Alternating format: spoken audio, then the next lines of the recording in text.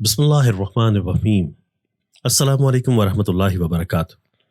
محترم ناظرین، نزا کے وقت مسلمان کو جو تکلیف ہوتی ہے اس پر اللہ رب العزت کی جانب سے نیکیاں عطا کی جاتی ہیں،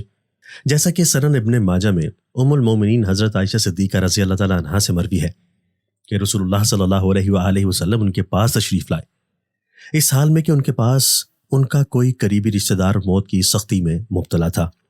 نبی کریم صلی اللہ علیہ وآلہ وسلم نے مشاہدہ فرما کر حضرت عائشہ رضی اللہ تعالیٰ عنہا سے فرمایا، اپنے رشتہ دار پر غمگین نہ ہو، اس لیے کہ یہ اس کی نیکیاں ہیں۔ نیز حضرت عائشہ صدیقہ رضی اللہ تعالیٰ عنہا سے ہی اس مضمون کی روایت ہے کہ جب سے رسول اللہ صلی اللہ علیہ وآلہ وسلم کی وصال کی تکلیف میں نے دیکھی، اب میں کسی مسلمان میت کی حالت نزا کی تکلیف کو اس کے حق میں برا نہیں سمجھتی۔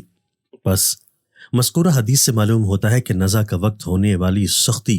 مرنے والے کی بدعمالیوں کا ہرگز نتیجہ نہیں ہوتی۔ مسلمان کے حق میں اس پر اجر و ثواب اور گناہوں کی معافی کی ہی امید رکھنی چاہیے۔ ناظرین، 5 عورتوں کو مرتے وقت تکلیف نہیں ہوگی۔ ناظرین، حالت نزا میں انسان کی آدھی روح اندر ہوتی ہے اور آدھی روح باہر ہوتی ہے اور بندہ تکلیف میں ہوتا ہے۔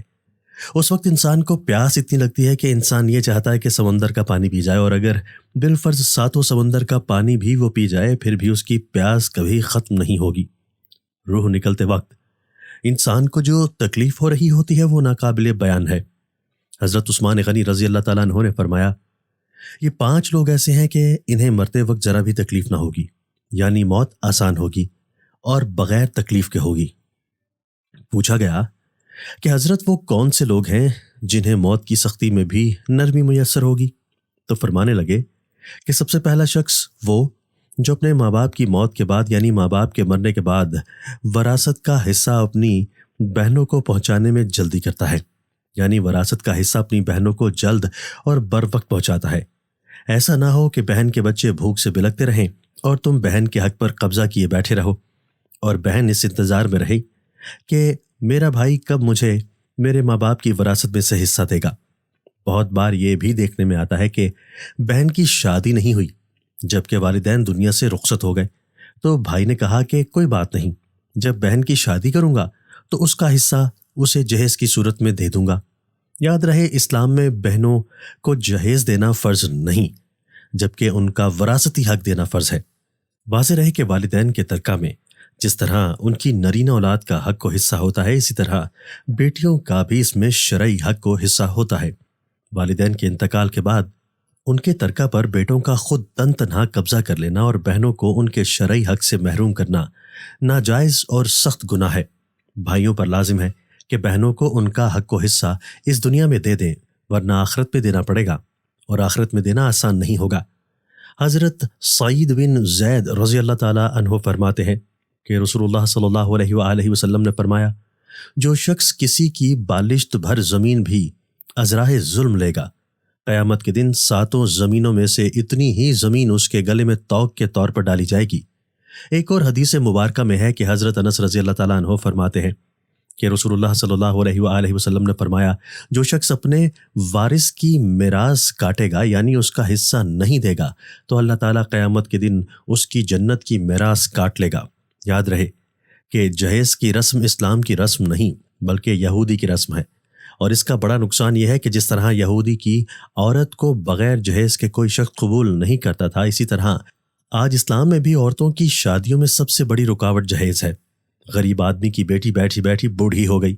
کہ جہیز کا کوئی بندوبست نہ ہو سکا۔ اسی طرح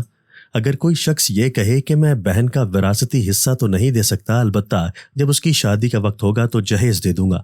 لہٰذا فرمایا گیا کہ بہنوں کو بروقت حصہ دینے والے کی روح موت کے وقت بہت آسانی سے نکلتی ہے۔ ناظرین، بہن کا حق کھانا ایسا ہے جیسے خنزیر کا گوشت کھانا۔ دوسرا وہ شخص جس کی روح مرتے وقت بڑی ہی آسانی سے نکلے گی، فرمایا کثرت سے صدقہ کرنے والا شخص، یعنی ایسا شخص جو اللہ اور اس کے رسول صلی اللہ علیہ وآلہ وسلم کی رضا کے لیے اپنے مال و دولت میں سے یوں صدقہ کرتا ہے کہ جب وہ اپنے ایک ہاتھ سے کسی کو دیتا ہے تو دوسرے ہاتھ کو پتہ بھی نہ چلے، یعنی وہ انسان جو کثرت سے صدقہ کرے گا تو اس کی موت کے وقت اس کی روح آسانی سے نکلے گی اور جان کنی کا عمل اس کے لیے تکلیف دہ نہیں ہوگا۔ نمبر 3، ایسا انسان جو اپنی فیملی سے اچھا سلوک کرنے والا ہے، یعنی اپنے ماں باپ، بیوی بچوں اور بہن بھائیوں سے نرم دلی کا رویہ رکھنے والا ہے، حلال کا لقمہ کما کر اپنے بیوی بچوں کی کفالت کرنے والا ہے۔ بزرگان دین فرماتے ہیں کہ جب رزق تنگ ہونے لگے تو دسترخوان کو وسیع کر لیا کرو، یعنی اپنے بیوی بچوں پر خرچ کرنا بھی صدقہ ہے، انہیں کھلانا پلانا صدقہ ہے۔ لہٰذا ایسا شخص جو اپنی فیملی پر خرچ کرتا ہو اور ان سے حسن سلوک کرتا ہو تو جب وہ دنیا سے رخصت ہوگا تو اس کی روح نکلنے میں آسانی ہوگی اور اسے کوئی تکلیف نہ ہوگی۔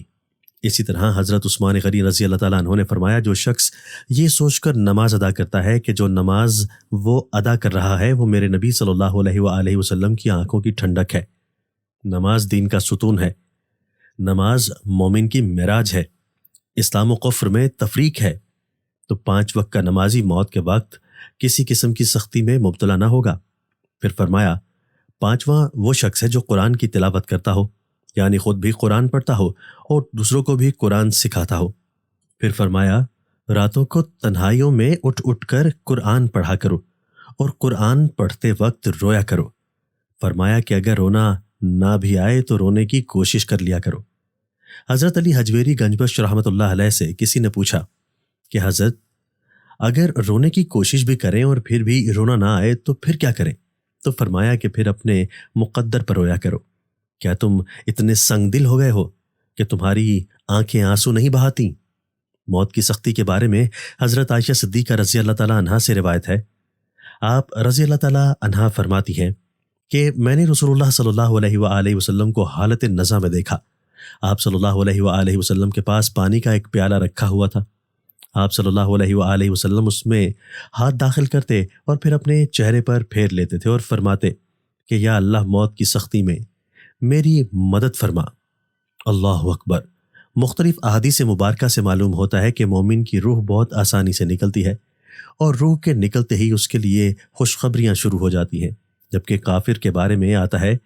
کہ اس کی روح انتہائی سختی کے ساتھ قبض کر لی جاتی ہے اور اسی وقت سے ہی اس کے برے احوال شروع ہو جاتے ہیں۔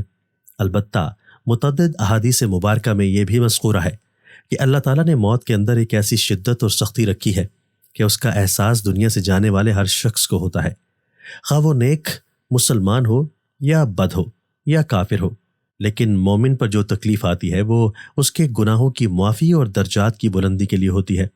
جبکہ کافر پر تکلیف اس کی بدعمالیوں کی سزا کے طور پر آتی ہے۔ چنانچہ ایک حدیث میں آتا ہے کہ مومن گناہ کرتا ہے،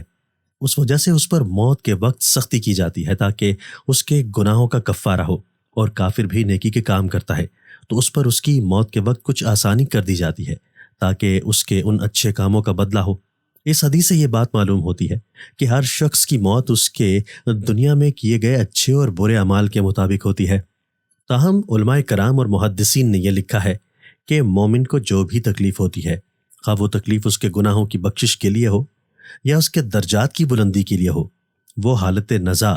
عین روح نکلنے کے وقت سے پہلے ہوتی ہے، اور جب اس کی روح نکل رہی ہوتی ہے تو اس وقت اللہ تعالیٰ اس کی تمام تکالیف کو دور فرما کر سہولت اور آسانی سے روح قبض کر لیتے ہیں اور آنے والے مراحل بھی آسان فرما دیتے ہیں۔ واللہ عالم۔ اللہ تبارک و تعالیٰ ہم سب مسلمانوں کی موت کے وقت کی سختیوں کو دور فرما کر ہمارا خاتمہ ایمان پر فرمائے،